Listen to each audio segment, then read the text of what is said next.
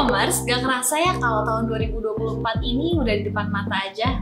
Banyak hal yang akan terjadi di tahun depan, dan salah satunya yaitu pemilihan umum. Makanya nih, tahun 2024 ini disebut sebagai tahun politik. Nah, gimana sih kira-kira prospek properti di tahun politik ini? Apakah akan cerah atau malah sebaliknya? Yuk kita bahas mengenai hal ini. Di tahun 2024, tampaknya sektor properti akan menghadapi sejumlah tantangan dan peluang yang menarik nih Homers. Walaupun ada beberapa pelaku industri merasa pesimis mengenai prospeknya, tapi data analisis malah menunjukkan adanya potensi kenaikan pada kuartal kedua tahun 2024. Berbicara tentang pemilu yang akan dilakukan, kira-kira sektor properti bakal terkena imbasnya nggak ya? Ternyata jika dilihat dari data analisis perusahaan Proptech 99 Group yang diambil pada tahun politik sebelumnya, pendapatan pengembang properti sendiri mengalami penurunan mencapai 0,6% loh pada tahun 2015 atau 1 tahun setelah pemilihan presiden.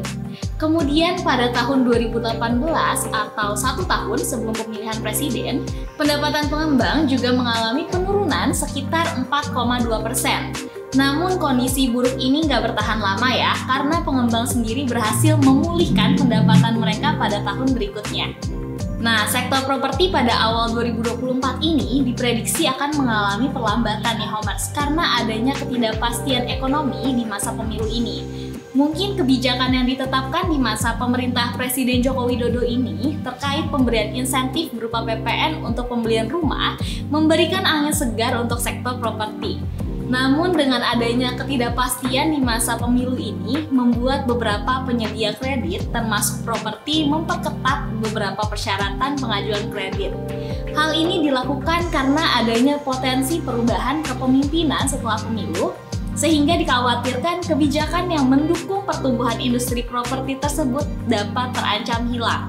Akibatnya, minat konsumen terhadap pembelian properti sendiri khususnya secara kredit akan mengalami penurunan. Nah, tapi kalau kepemimpinan selanjutnya tetap melanjutkan kebijakan insentif PPN ini, maka minat pembelian properti diprediksikan tidak akan mengalami penurunan nih Homers. Kalau untuk suku bunga dari Bank Sentral sendiri, saat ini sudah berada pada posisi terendah bila dibandingkan dengan tahun-tahun sebelumnya. Hal ini tentunya menjadi daya tarik utama untuk para calon pembeli properti, terutama yang ingin menggunakan fasilitas kredit seperti KPR. Nah, kamu juga perlu tahu nih Homers, kalau suku bunga sendiri sangat dipengaruhi oleh kondisi global, terutama dari Bank Sentral Amerika Serikat, yaitu The Fed.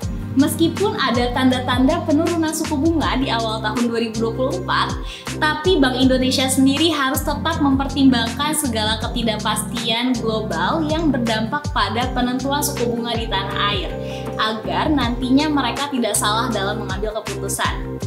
Nah, kalau untuk kondisi pasar properti di tahun 2024 ini diprediksi akan mengalami peningkatan, terutama di kalangan pasar milenial.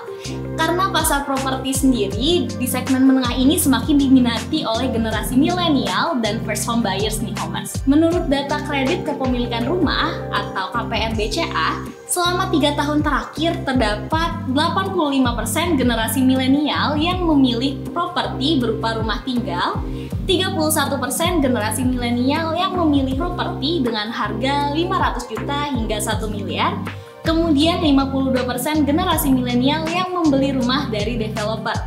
Dari data tersebut dapat disimpulkan bahwa milenial memiliki potensi untuk menjadi penggerak pertumbuhan sektor properti di masa depan. Nah, berdasarkan data-data tersebut nih Homers, menurut Homers sendiri sektor properti di tahun 2024 ini kira-kira bakal cerah atau malah sebaliknya nih? Yuk tulis pendapatmu di kolom komentar ya. Sekian segmen Get to Know kali ini. Jangan lupa like, komen, dan subscribe channel YouTube Get Home. Sampai bertemu di segmen Get to Know selanjutnya.